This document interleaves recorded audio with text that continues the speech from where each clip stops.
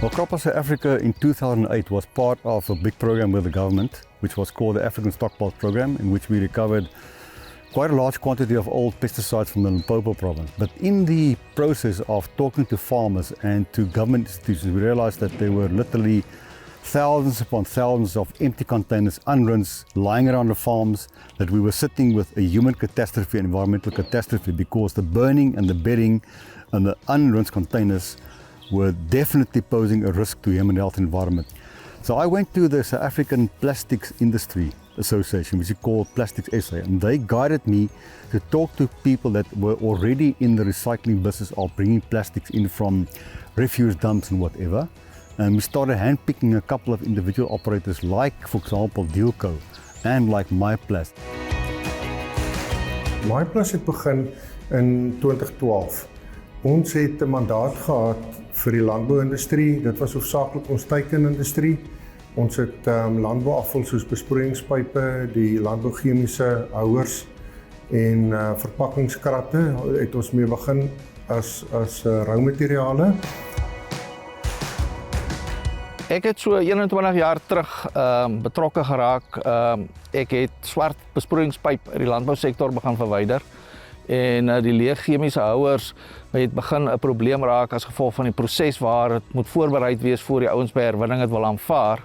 En ek het op daai jare het ons met die leehouer vereniging begin en so het ons deur die jare dit opgebou waar ons vandag is.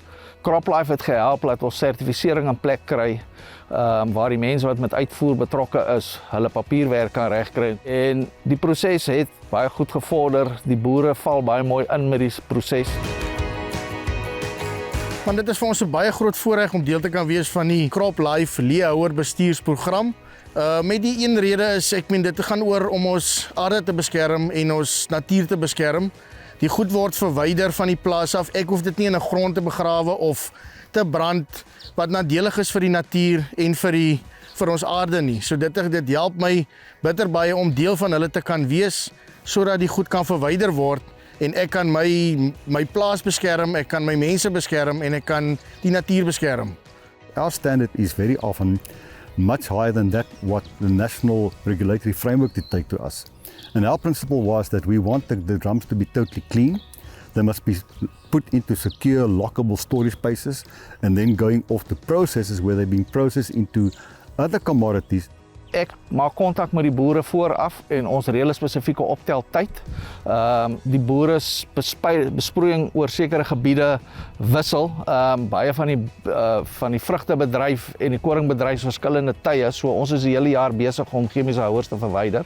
Terwyl hy spuit die dag word die kan dit as dit leeg is, word hulle 3 keer gespoel voor hulle weer teruggaan in die container in en dan word dit die aand afgevoer plaas toe weer. En dan word dit in 'n aparte kamertjie vol gate gesteek, sodat daar nie weer middels in die kanne kan gevoeg word nie. Ons kom uit met 'n voertuig na die perseel toe, waar hulle in 'n chemiese kamer wat toegesluit is, die kanne wat leeg is en reg voorberei is vir ons het. Die kanne word uitgepak. Ons stel die kanne, 'n papierwerk word uitgemaak vir die hoeveelheid kanne vir daai plaas wat opgelaai word en dan word die voertuig gelaai. En ons neem daai goed dan na herwinningsaanlegte toe wat gesertifiseer is by die Plastiese Federasie wat dan weer die produk verder verwerk in 'n plastiekformaat. So wanneer die materiaal by ons aankom, het ons kwaliteitskontrole om te seker te maak dat die materiaal nie gemeng is nie of dat nie regte standaarde voldoen. Dit gaan na 'n maalproses waar ons dit dan sal maal in vlokkies van 10 tot 14 mm.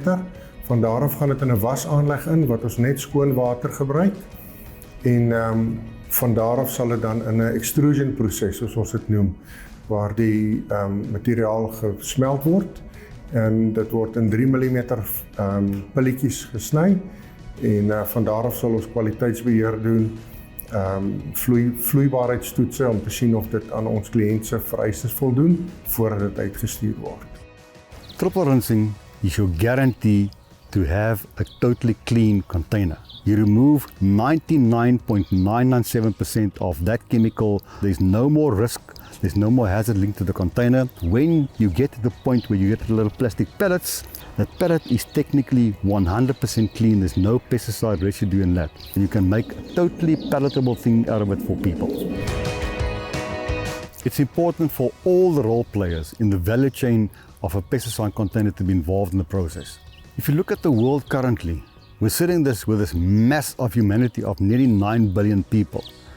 The pollution footprint is immense, and the plastic pollution footprint is horrifying in the world. We see plastics ending up in the ocean, killing dolphins and whales and turtles and fish and seabirds.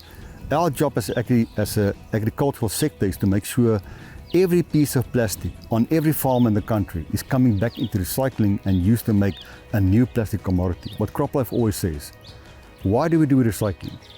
Simply because it is the right thing to do. We don't compel anybody.